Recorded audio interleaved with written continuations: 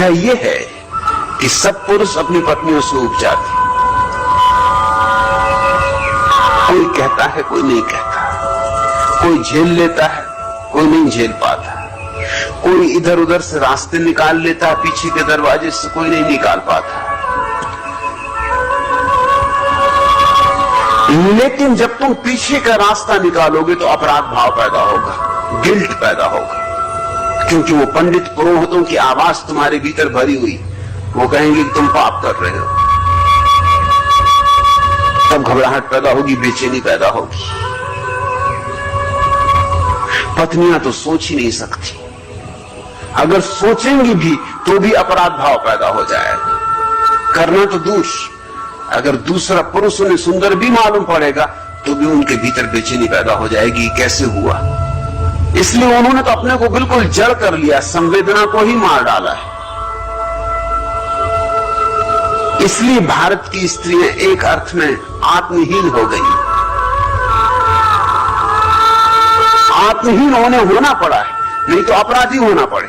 अपराधी होने से आत्महीन होना अच्छा है, बिल्कुल जड़ हो जाना अच्छा है।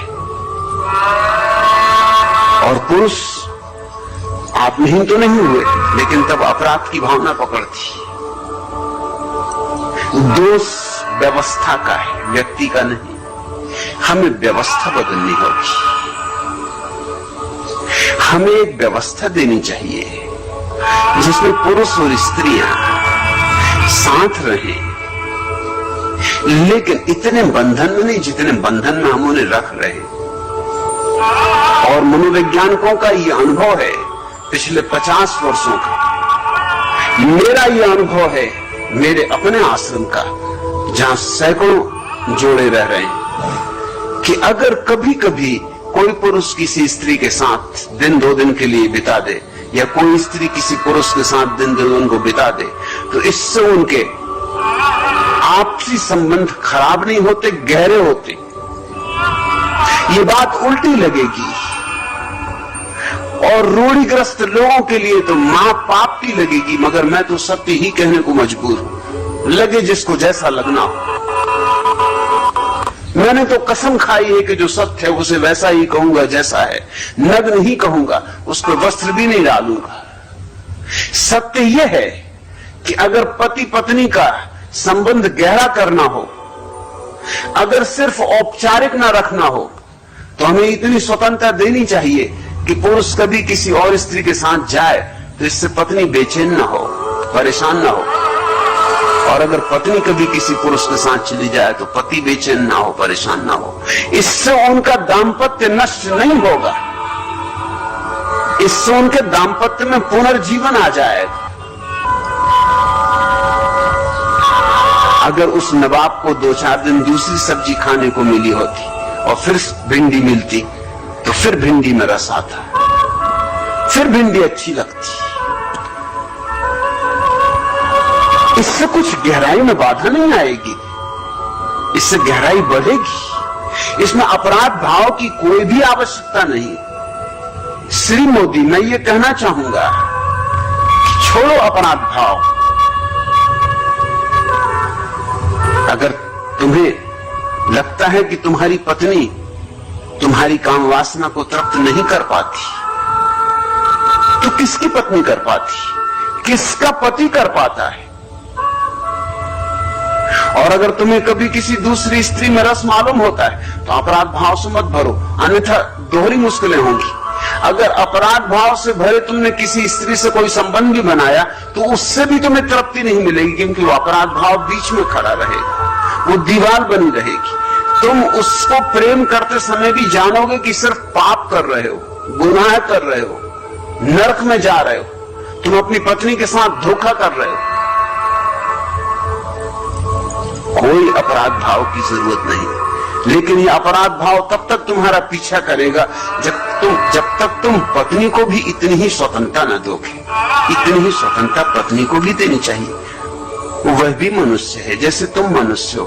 न तुम समाधिस्थ हो न वह समाधिस्थ, न तुम बुद्ध हो न वह बुद्ध है, न तुमने ध्यान जाना न उसने ध्यान जाना।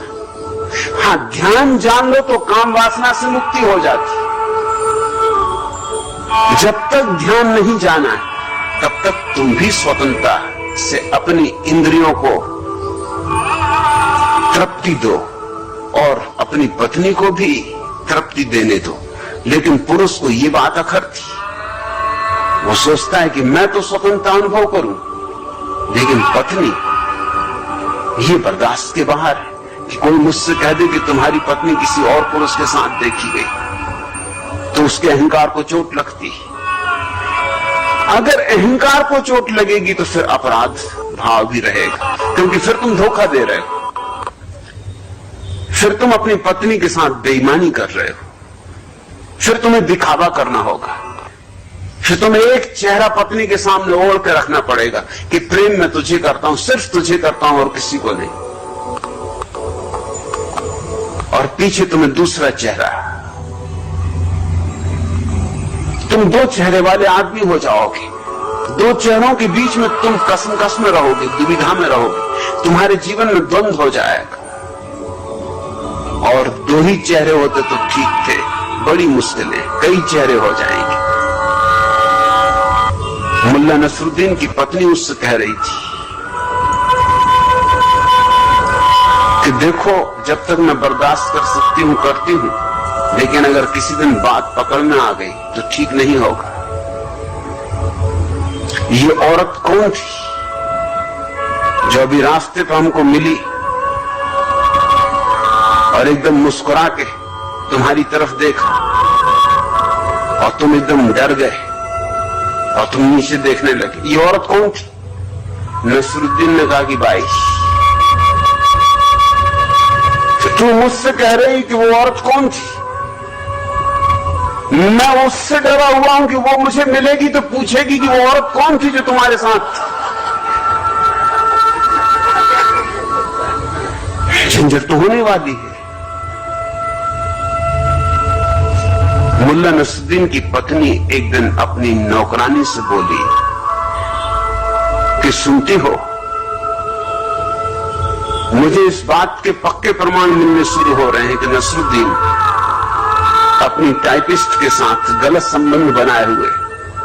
वो नौकरानी बोली, रहने दो, मत कहो ये बकवास की बात है, ये सब तुम मुझसे इसलिए कह रही ताकि मेरे मन में ईर्ष्या पैदा हो, जलन पैदा हो।